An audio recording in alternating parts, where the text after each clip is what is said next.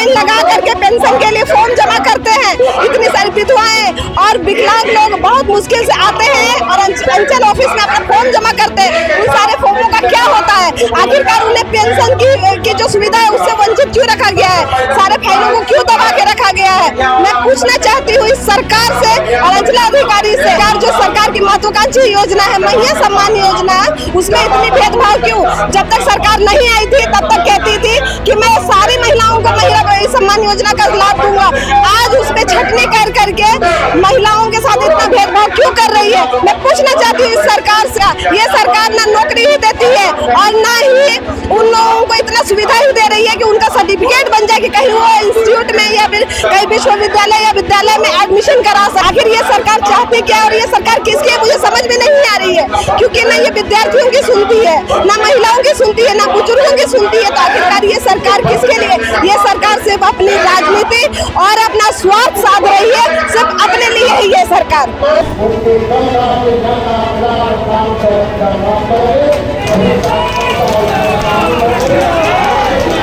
तो भारतीय जनता पार्टी द्वारा पूरे झारखंड जितने भी ब्लॉक है वहां पर आक्रोश रैली कर रही है और कहा जा रहा है कि किसी भी ब्लॉक में किसी भी प्रकार के कार्य नहीं हो, चाहे वो मैया सम्मान हो या ब्लॉक से रिलेटेड जितने भी कार्य हो, चाहे वो पेंशन की जो है बात हो, चाहे वह जाति प्रमाण या तमाम जो कागजात जो ब्लॉक के अंतर्गत आते हैं, वह आवासीय की बात हो, वह काम को लेकर जो है चक्कर लगा रहे हैं, जिसको लेकर जो है यह आक्रोश रैली यहाँ पर भारतीय जनता पार्टी की ओर से पूरे राज्य के जितने ब्लॉक है वहाँ किया रहे हैं। फिलहाल जो तस्वीरें दिखा रहे हैं वो रांची ब्लॉक की तस्वीरें दिखा रहे हैं, जहाँ की रांची के जो विधायक है भाजपा से सीपीसी वह मौजूद है, क्या कुछ कह रहे हैं, लोगों को संबोधित कर रहे हैं। कार्यकर्ता भाजपा के यहाँ पर डटे हुए हैं और धरना प्रदर्शन जो है यहाँ पर किया है। सभी ब्लॉक में सभी भाजपा कार्यकर्ताओं द्वारा जो है धरना प्रदर्शन दिया गया है। क्या कुछ कह रहे हैं भाजपा नेताओं को या कुछ आप देखिए।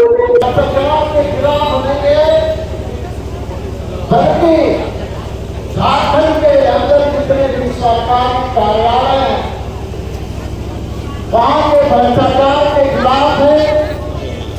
पूरे राज्य में जो कानून व्यवस्था की स्थिति खराब है, प्रत्येक दिन हत्या लूट बलात्कार छिनतई हो रही है। इस प्रकार खनिज संपदा की लूट सत्ता के संरक्षण में हो रहा है। वैसी स्थिति में भारतीय जनता पार्टी और उसके कार्यकर्ता मुख्य दर्शक बनकर नहीं रह सकते और इसीलिए वरुण साहू जी के नेतृत्व में आज इस कार्यालय का घेराव हुआ है। दूसरे कार्यालय जो सरकारी कार्यालय है इनका में ये सिर्फ सीओ कार्यालय का घेराव हुआ है, बल्कि यहाँ के माध्यम से जितने भी सरकारी कार्यालय हैं उनको चेतावनी दिया जाता है कि जनता को परेशान करना बंद कीजिए, जनता के कामों में घूस लेना बंद कीजिए और इस प्रकार महिला सम्मान योजना में जांच के नाम पर 3 महीने से महिला सम्मान योजना की राशि नहीं मिली है। साथ ही बहुत सी महिलाओं को महिला सम्मान योजना का लाभ नहीं मिल रहा है, वृद्धा पेंशन नहीं मिल रहा है, विधवा पेंशन नहीं मिल रहा है और दिव्यांग पेंशन नहीं मिल रहा है। मैं बताना चाहता हूं कि अभी बजट सत्र में विधानसभा के अंदर मैंने सरकार से कहा, मैंने क्वेश्चन डाला और कहा कि जिस प्रकार महिला सम्मान योजना के तहत 2500 रुपए की राशि मिलती है, उसी प्रकार से हमारी जो विधवा महिलाएं 18 से 50 वर्ष की आयु की है उन्हें भी 2500 रुपए मिलना चाहिए।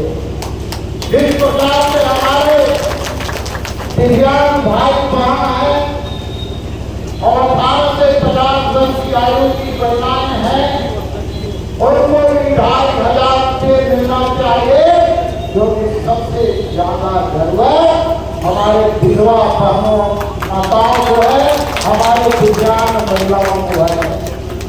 लेकिन सरकार ने इसका कोई उत्तर नहीं दिया। क्योंकि सरकार को आम जनता से मतलब नहीं है। सरकार तो सिर्फ लोहा, कोयला, बालू, पत्थर बेचने में लगी हुई है, तस्करी करने में लगी हुई है और ये भ्रष्टाचार का काम हो रही है। ये अधिकारी पैसे देकर आते हैं, उन्हें आना पड़ता है और फिर जब आते हैं, पूंजी लगाते हैं तो वसूलेंगे ही और उसका पैसा प्रॉफिट में फिर लेके जाएंगे। तो मैं आज सीओ साहब को कहना चाहता हूँ, तो इनके कार्यालय में हूँ कि सीओ साहब आपसे बैर नहीं, सीओ साहब आपसे बैर नहीं, जब घूस लीजिएगा तो आगे घायल नहीं। तो आज पूरा झारखंड के खराब कि क्या स्थिति हुई है। अगर मैं रांची नगर निगम कार्यालय 15 दिन के बाद हम रांची नगर निगम कार्यालय को भी घेरने का काम करेंगे, क्योंकि आप कहीं चले जाइए तो सिर्फ पानी ही पानी नजर आ रहा है। जनता हमें फोन करके मैं तो जाता हूँ, लेकिन उनके निकालने का काम कौन करेगा। पानी की सुचारू रूप से शुद्ध पेयजल मिले, ये व्यवस्था करना रांची नगर निगम का काम है, जो नहीं हो रहा। यहाँ से बहुत महिलाएं हमारी बैठी हुई हैं, इनके क्षेत्र में भी पानी की समस्याएं होती है। हमारे वर्तमान पार्षद जी भी वहाँ व्यवस्था कराते हैं, मैं भी बोरिंग कराता हूँ, लेकिन वो समस्या का समाधान नहीं है। जब तक हर घर में नल नहीं होगा, हर घर में नल से जल नहीं मिलेगा, तब तक समस्या का समाधान नहीं होगा। इसलिए मैं आज के लिए ज्यादा नहीं कहते हुए मैं सभी कार्यकर्ताओं को धन्यवाद देना चाहता हूँ कि आपने भीषण गर्मी में इस प्रदर्शन में उदाहरण में भाग लेने का काम किया है।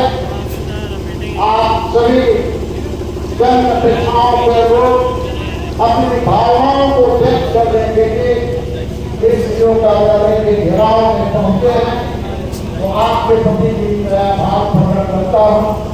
और आज के दिन हम सब यहाँ पर पहुंचे हैं, निश्चित रूप से यदि इसका प्रभाव नहीं पड़ा तो हमारे अध्यक्ष जी ने जो घोषणा की है, तो हम लोग सब अध्यक्ष जी के साथ हैं, उनके कंधा से कंधा मिलाकर काम करने का काम करेंगे।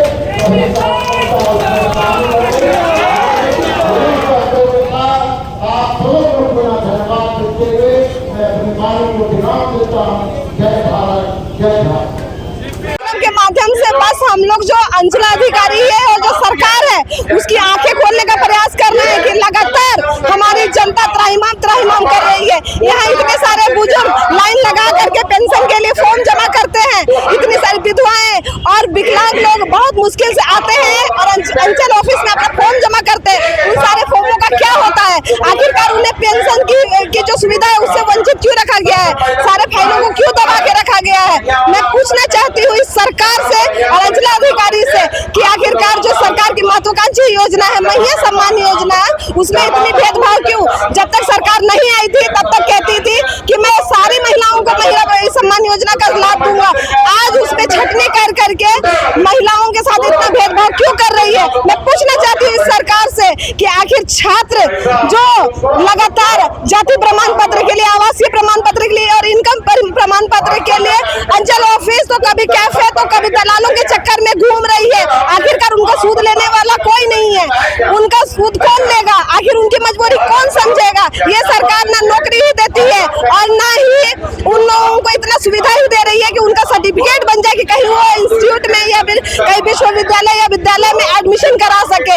आखिर ये सरकार चाहती क्या और ये सरकार किसकी है मुझे समझ में नहीं आ रही है, क्योंकि ना ये विद्यार्थियों की सुनती है, ना महिलाओं की सुनती है, ना बुजुर्गों की सुनती है। तो आखिरकार ये सरकार किसके लिए, ये सरकार सिर्फ अपनी राजनीति और अपना स्वार्थ साध रही है, सिर्फ अपने लिए ही ये सरकार सरकार। नगर निकाय चुनाव को भी लेकर सरकार नहीं करा रही, आप लोगों ने कोर्ट में गया जी बिल्कुल, उसमें तो आपको एकदम स्पष्ट है उनका ध्येय कि निकाय चुनाव में जो भी शहरी निकाय में रहने वाले लोग हैं उन्हें सरकार अनदेखी कर रही है। सरकार को इससे कोई लेना देना नहीं है कि आज बरसात के मौसम में पूरा रांची सहित पूरा झारखंड आज देखिए जलमग्न हो गया है। आज पार्षद चुनाव नहीं होने के कारण लाखों लाख करोड़ों फंड वापस जा रहे हैं। बहुत सारी योजनाएं धरातल पर नहीं उतर पा रही है। इससे हेमंत सोरेन को कोई लेना देना नहीं है क्योंकि वो सिर्फ अपने स्वार्थ के लिए है। वो निकाय में रहने वाले सारे लोगों को अनदेखा कर रही है। निकाय में रहने वाले लोगों से हेमंत सोरेन का कोई लेना देना नहीं है। चाहते हैं जल्द कोर्ट में सुनवाई, चुनाव बार-बार कोर्ट कर रही है, कोर्ट क्या वेला कर रही है। मैं आपको बता दूं कि माननीय उच्च न्यायालय ने लोगों को पहले ही निकाय चुनाव कराने के लिए आदेश दे दिया है और खुद इन्होंने भी एफिडेविट के माध्यम से कहा कि 4 महीने के अंदर हम लोग चुनाव करा देंगे। लेकिन कहते हैं ना, ये सरकार कहती कुछ है और करती कुछ और है। इनके मन में इतना छल है कि ये निकाय चुनाव कराने के लिए एक कदम भी आगे नहीं बढ़ पा रहे हैं और नहीं बढ़ना चाहते हैं।